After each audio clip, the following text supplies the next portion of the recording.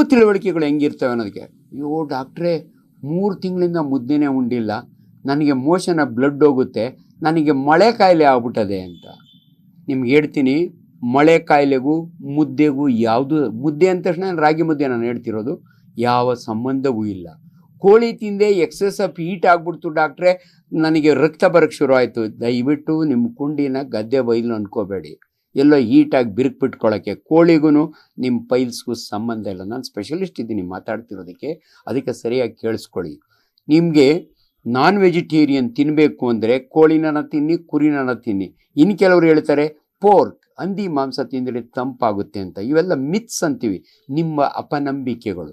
ನೀವು ಯಾವುದೇ ಮಟನ್ ತಿನ್ಕೊಳ್ಳಿ, ಕೋಳಿಗೂ ಹಂದಿ ಮಾಂಸಕ್ಕೂ ಒಂದು ಡಿಫ್ರೆನ್ಸ್ ಹೇಳ್ತೀನಿ ನಿಮಗೆ. ಕೋಳಿಯಲ್ಲಿ ಫೈಬರ್ ಇರಲ್ಲ. ಸ್ಕಿನ್ ಔಟ್ ಕೋಳಿ ತಂದು ತಿಂತೀರಿ ನೀವು, ಫೈಬರ್ ಇರಲ್ಲ.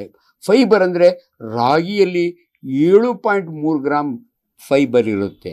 ನೀವು ರಿವರ್ಸ್ ತಿಳ್ಕೊತೀರಿ. ಈ ಫೈಬರ್ ಅಂದರೆ ಏನಂದರೆ, ಯಾವ ಆಹಾರದಲ್ಲಿ ಫೈಬರ್ ಜಾಸ್ತಿ ಇರುತ್ತಲ್ಲ ಆವಾಗ ಈಸಿಲಿ ಮೋಷನ್ ಆಗುತ್ತೆ, ನಿಮಗೆ ಪೈಲ್ಸ್ ಬರಲ್ಲ. ಪೈಲ್ಸ್ ಬರಲಿಕ್ಕೆ ಮೈನ್ ಕಾರಣ ತಿಣುಕುವುದು, ಸ್ಟ್ರೈನಿಂಗ್ ಅಂತೀವಿ ನಾವು. ಯಾರು ತಿಣುಕ್ತಾರಲ್ಲ ಅವ್ರಿಗೆ ಬರುತ್ತೆ. ತಿಣ್ಕೋರು ಭಾಳ ಜನ ಅನ್ಕೋತಾರೆ ಚೆನ್ನಾಗಿ ಡೈಜೆಷನ್ ಆದರೆ ಚೆನ್ನಾಗಿ ಮೋಷನ್. ತಪ್ಪು ನೀವು ತಿಳ್ಕೊಂಡಿರೋದು. ಎಲ್ಲ ಡೈಜೆಷನ್, ಇವಾಗ ಅನ್ನ ತಿಂದರೆ ನೀವು ಎಲ್ಲ ಕರಗೋಗುತ್ತೆ, ಈಚೆಗೆ ಬರೋಕ್ಕೆ ಏನೂ ಇರಲ್ಲ. ಆದರೆ ದಪ್ಪಕ್ಕಿ ಅನ್ನ ಮುದ್ದೆ ತಿಂದರೆ ಫೈಬರ್ ಇರುತ್ತಲ್ಲ, ಅದು ನಿಮಗೆ ಮೋಷನ್ಗೆ ಹೆಲ್ಪ್ ಆಗುತ್ತೆ. ಆದ್ದರಿಂದ ದಯವಿಟ್ಟು ಪೈಲ್ಸ್ ಇರೋರು ಕೋಳಿ ತಿನ್ನೋದನ್ನು ನಿಮ್ಮ ಪಾಡಿ ತಿನ್ಕೊಳ್ಳಿ, ಜೊತೆಗೆ ಸಲಾಡ್ಸ್ ತಿನ್ನಿ, ಸೌತೆಕಾಯಿ. ದಯವಿಟ್ಟು ಮುದ್ದೆ ತಿನ್ನೋದನ್ನು ಬಿಡಬೇಡಿ. ಅದನ್ನು ಹೇಳಲಿಕ್ಕೆ ನಾನು ಹೊರಟಿದ್ದೀನಿ. ಮುದ್ದೆಯಲ್ಲಿ ಏನು ಇರುತ್ತೆ ಅಂದರೆ ಶಕ್ತಿ ಯಾಕೆ ಗೊತ್ತಾ?